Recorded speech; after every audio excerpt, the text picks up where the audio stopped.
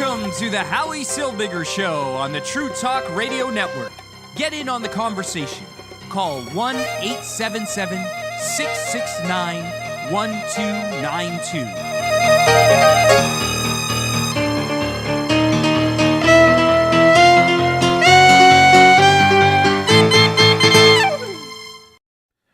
And I'm Howie Silbiger. Welcome to the Howie Silbiger Show right here on the True Talk Radio Network. I appreciate you being here. I'm happy to be here with you on this beautiful Thursday night. I've been talking for years about a potential Holocaust happening in Canada, in the United States, in North America. This has been a topic of my conversation for years and years and years. And every time I brought the topic up, every time I spoke about it, every time I mentioned it on the show, I was always met with skepticism. I was always met with, Howie, you're crazy. What kind of world do you think we're living in? The Holocaust happened less than 100 years ago. People remember that the Holocaust happened. And there's no way that there will be another Holocaust. And this is what I've been told over and over and over again. Every time I've mentioned it, this is what I've been told. Do we believe that today? Can we possibly believe that today? The answer is no. No, we can't. We can't believe that a Holocaust is impossible today. We can't believe that there is no chance of our neighbors and our friends rising up and putting us to our death, putting the Jewish population to the death. There's no chance that we cannot believe that, because it is very, very possible. And why do I say it's very, very possible? Because it's the truth. If we just take a look at what's happening around the world, if we just take a look at what's happening in North America, we understand that the danger of a Holocaust happening again in North America, this time in North America, last time I was in Europe, this time in North America, is substantially higher today than it has ever been before. The amount of Jew hatred being shown on the streets of Canada and the United States today is much larger and greater than it's ever been before, ever, anywhere. Well, aside from Nazi Germany. And this is what we have to remember. That it doesn't start with gas chambers and concentration camps. That's not where a Holocaust starts. A Holocaust starts with rhetoric. It starts with governments allowing Jew haters to rampage through the streets, allowing Jew haters to attack Jews with impunity. This is where Holocaust start. This is where genocide start. This is where the destruction of the Jewish people always starts. And we're starting to see it. It's starting to be visible today. Doing a quick Google search before the show of Jewish news, the first 5 stories that came up just prove my point. It exemplifies my point. Pro-Palestinian blockades are now just actively targeting Jewish neighborhoods, a National Post article reads. Well, yeah. Anytime you see an anti-Israel protest today, it's not happening in front of the Israeli consulate. It's not happening at some Israeli cultural festival or where there are Israeli diplomats. It's happening near Jewish neighborhoods. And the point of the protests are not to free Palestine, whatever that means. The points of the protests are not to save whatever strange cause these Palestinian protesters have, these pro-Gazan, pro-genocide people have. The point of these protests is to terrorize the Jewish community. There's been a protest on Avenue Road in the 401, the Avenue Road overpass over the 401, the little bridge, for a few days now, with chants of kill the Jews, chants of free Palestine, kill the Jews, intifada revolution. And let me explain to you what they mean when they say intifada revolution. Intifada revolution means the indiscriminate attack on the Jewish people until they get their political goals. That's called terrorism. Intifada revolution is a call for terrorism against the Jewish people to try to pressure the Israeli government into doing what these genocidal killers want them to do. That's what Intifada revolution means. So when you see somebody chanting Intifada revolution, that's what they're chanting. We have to attack the Jewish people, not the Israelis, the Jewish people, as much as we can, and inflict as much damage and harm and pain onto the Jewish people until we achieve our political goal. What is the definition of terrorism? Well, let's take a look at that.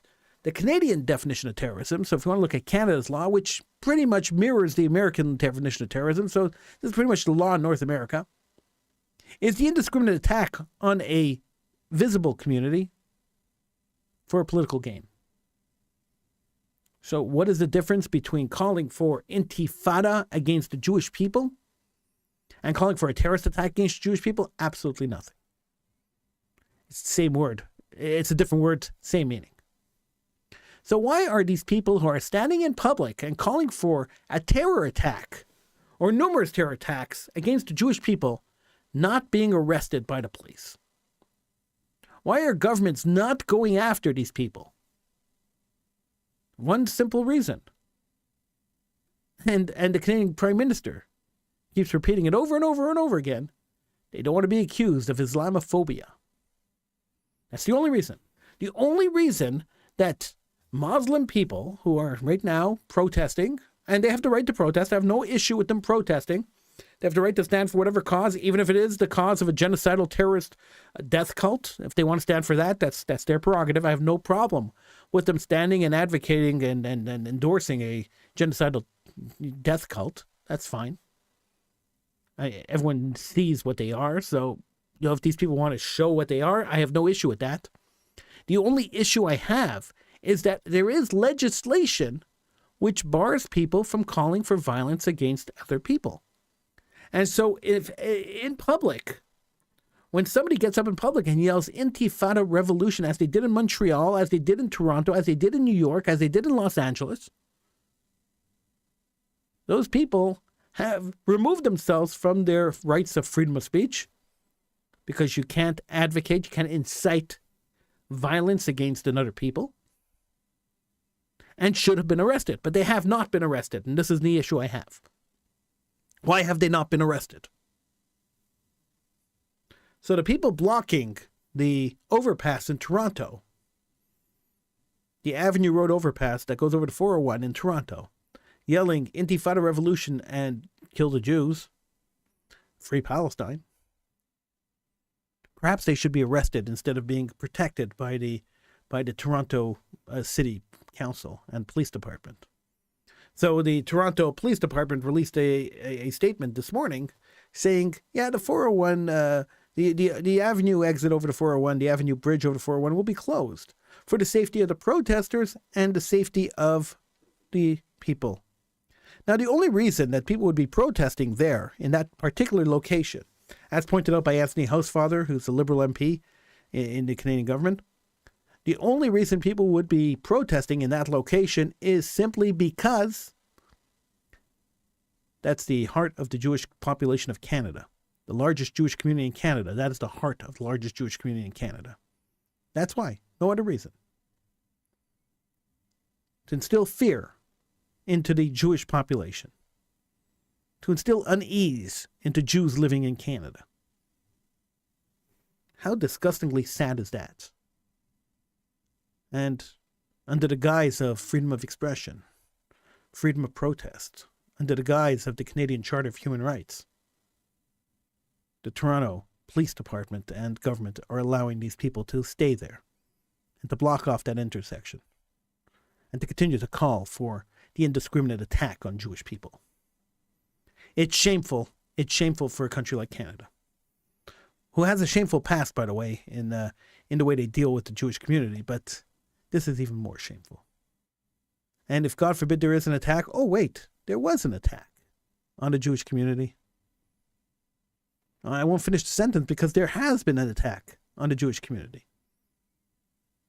A Jewish-owned grocery store in Toronto, a grocery store called IDF, ironically, it didn't stand for the Israeli Defense Force, was they call it arson. It was firebombed. It was firebombed. And that happened in North York in Toronto yesterday. Jewish-owned grocery store was firebombed. Now, it's being investigated as a hate-motivated incident. So they're investigating as a hate crime. Well, where's there to, and why is there an investigation? I don't understand. Sure, they have to find out who committed this crime, but when just a few blocks away, you're allowing a mob of people to stand and call for the indiscriminate attack on the Jewish community, and then somebody goes out and attacks the Jewish community, why would anybody be surprised? Why is there a shock? Oh, look, there's a group of people, hundreds of people standing on the street yelling, let's attack the Jews. And then the Jews get attacked. And then everyone's like, oh my gosh, the Jews got attacked. It's actually, if it wasn't so serious, and if it wasn't a danger, a global danger to the world, I'd say it'd be comical. It'd be something you'd write for some kind of comedy. But the fact is that people are going to get hurt and people are going to get killed. A man already got killed. Paul Kessler was killed during a pro-Israel demonstration in Los Angeles just a couple of months ago. He was killed. He was murdered. Somebody took his flag and banged him in the head. It wasn't his flag. They took something and banged him in the head with it and killed him because he was pro-Israel. If we keep going and we keep taking a look, it's story after story of Jews being attacked around the world, of anti-Jewites as head of universities resigning their posts as presidents of universities because they couldn't bring themselves to say that the call for the genocide of the Jewish people was against university policy, that it was unacceptable speech on a university campus. Now, let me remind you that if you misgender somebody on a university campus, that's grounds for expulsion. So if I call a he a she or she a he or whatever, I could get expelled from that university. But if I stand in the middle of the campus with a bullhorn and I yell, kill the Jews, Intifada revolution, I get applauded by the president and asked, what's the context? This is the world we're living in now. So if you're going to tell me, that there's no chance of your neighbors and your friends turning you in the case of a genocide, you have to be kidding me. The danger is present in North America. It's unbelievably present. Olivia Chow, the mayor of Toronto, came up with a statement and said that the arson, they're calling it arson, the firebombing of a Jewish grocery store in Toronto yesterday was not acceptable. Not acceptable. It reminds me of when the schools were shot in Montreal just a couple of weeks ago. 2 schools were shot. 1 school was shot twice in Montreal. And the mayor of Montreal said, we stand against all forms of anti-Jewism, anti-Semitism, she said, and Islamophobia, because one always has to go hand in hand with the other, and we've spoken about this before. There's no reason for that. Why can't somebody just get up and say, we condemn the attack on the Jewish community, period? Why do we have to conflate the issue into other communities? If the Jewish community is attacked, they should be free to condemn the attack on the Jewish community. Yet they choose not to. They choose to incorporate other communities and to try to minimize or at least soften the fact that the Jewish community is currently under attack right across Canada, right across the United States.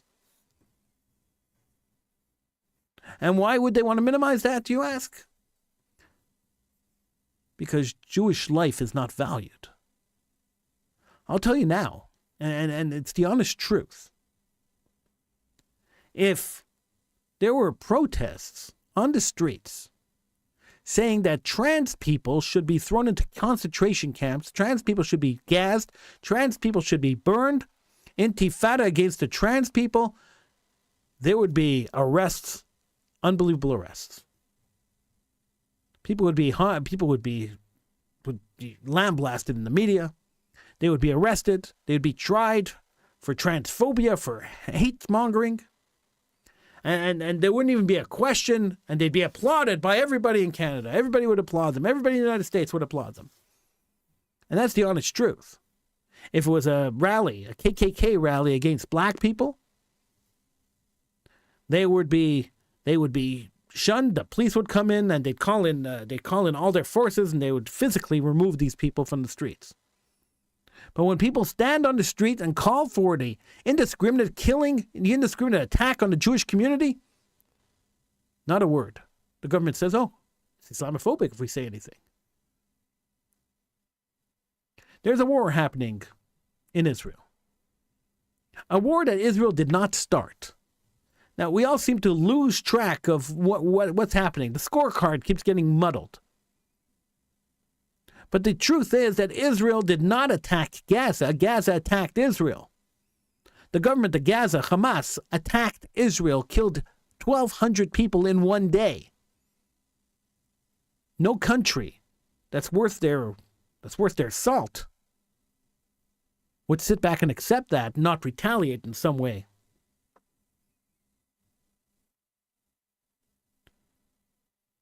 CP24, which is a news channel, quotes Jagmeet Singh, the anti-Israel head of the NDP, of the New Democratic Party of Canada. And they've been blatantly anti-Israel and vocally anti-Israel. Especially him. Jagmeet Singh has been unbelievably anti-Israel. And not just during this Gaza war, in general.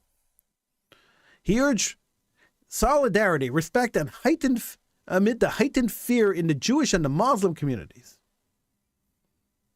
Now, I don't know about you. I've been reading the news and I've been following everything that's happening. And I don't know about you, but I haven't seen very many Muslim-owned anything getting attacked.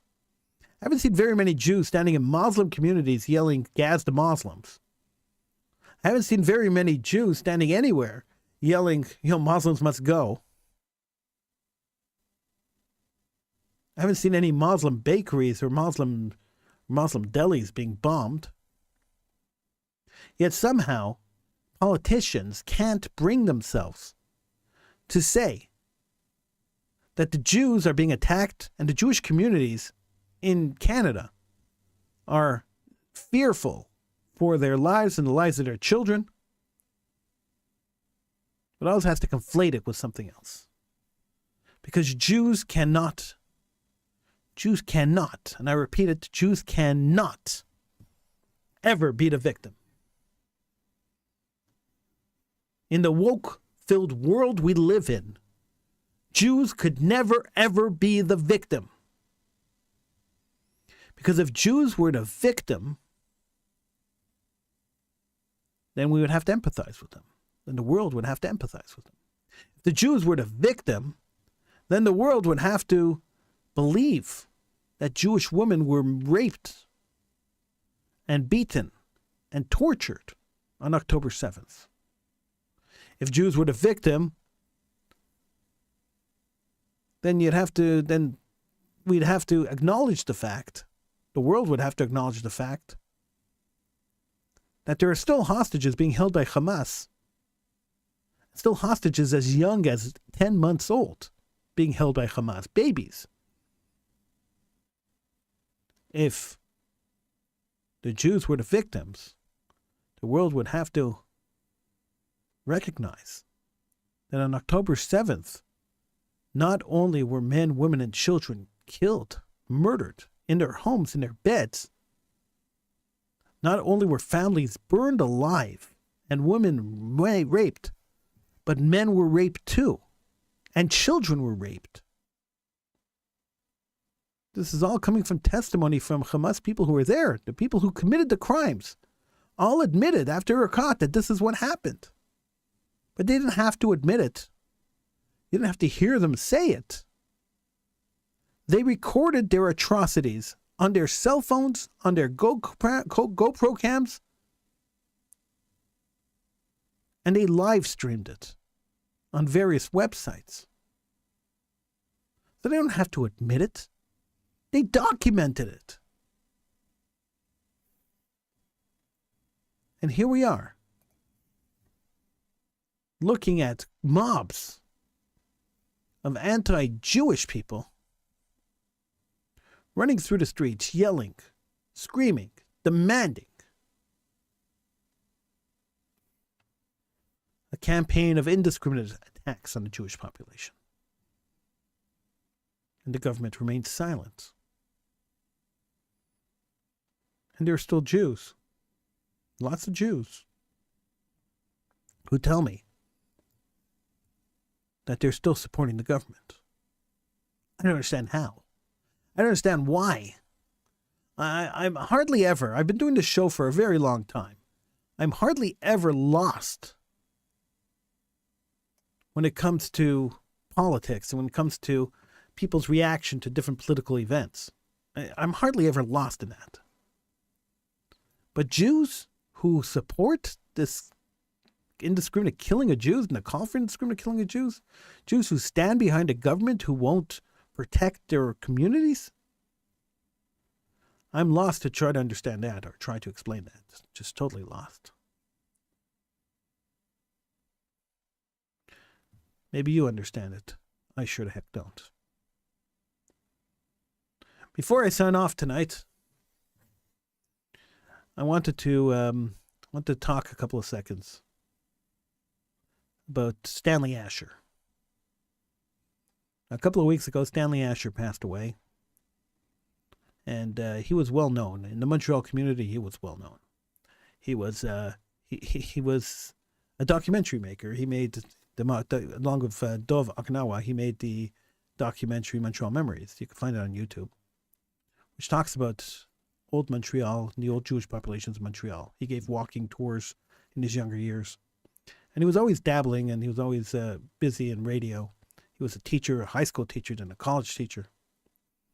And Stanley was the man who brought me into Radio Shalom. When we were on Radio Shalom on 1650 AM, he's the one who convinced me to come and do a show on Radio Shalom. I was working at CJD Radio, it's now owned by Bell, for years. I was at CJD. And I got a call from Stanley one day, and he said to me, "Hey, somebody told me that you're a Jewish guy in radio, and we're starting a Jewish radio station. We'd like you to join us." And I laughed, and I said, I don't know if I want to be part of Jewish radio. I want to be part of commercial radio. Jewish radio? What am I going to do on Jewish radio? And he said, "Why don't you come down and take a look at the studios, and we could talk about it." And I said, "Listen, I'm not interested." But Stanley was persistent, and he called me again and again and again. And finally one day I said, "You know what? Just to get this guy to stop calling me, I'm going to go down and take a look at this radio station." And I drove down and got into the studio, and Stanley met me there. And he started talking to me about Jewish radio and their vision. The station was just starting, and they had a vision. They wanted the radio station to expose all Jewish positions, all political positions, all religious positions. They wanted the station to be a true Jewish radio station. And I bought into the idea. I said, "Wow, that's such a great idea. Let's do that." And the Howie Silbiger show had been airing online on True Talk Radio for years before this. And I said, "You know what? I'm going to bring my show, the Howie Silbiger show, and we'll do the same show we do online, which is a Jewish show. In essence, we do a Jewish show. We'll bring the same Jewish show that we do online to Radio Shalom. We'll do the show 5 nights a week." And he looked at me and says, "Really?" I said, "Yeah." And we came onto Radio Shalom. We were on 5 nights a week, live 5 nights a week, 3 hours a night. Let's start off at 2 hours and went to 3 hours. 3 hours a night, 5 nights a week. And we had a great show going. It was a rocking show. And we had the highest listenership on the radio station. And we held that high listenership. We held that listenership for 18 years. And the entire time that we were on the air, and the entire time that that I was at Radio Shalom, Stanley Asher was there by my side on the show when I wanted him to, giving me advice, listening to the show, calling in, and being an active member and an active mentor on how to make the show better. At the end, when we decided that we've had enough and we're going to leave Radio Shalom, and when we walked away, Stanley Asher was the first guy to call me and tell me that if there's anything I need, he would be there to help me. I'll miss Stanley. He passed away a couple of weeks ago, and I'll miss him. And I just wanted to give him a little bit of tribute on the radio show that he helped. He didn't help build the show. He didn't help create the show. But he definitely helped me, gave me a lot of good tips on how to make the show a lot better than it was. He was a great guy. And the world really lost something with the loss of Stanley Asher. Legend. He's legendary, really. I'm Howie Silbiger. If you want to reach me, you can. You could email me, howie@truetalkradio.com. You could send me a message on X at Howie Silbiger.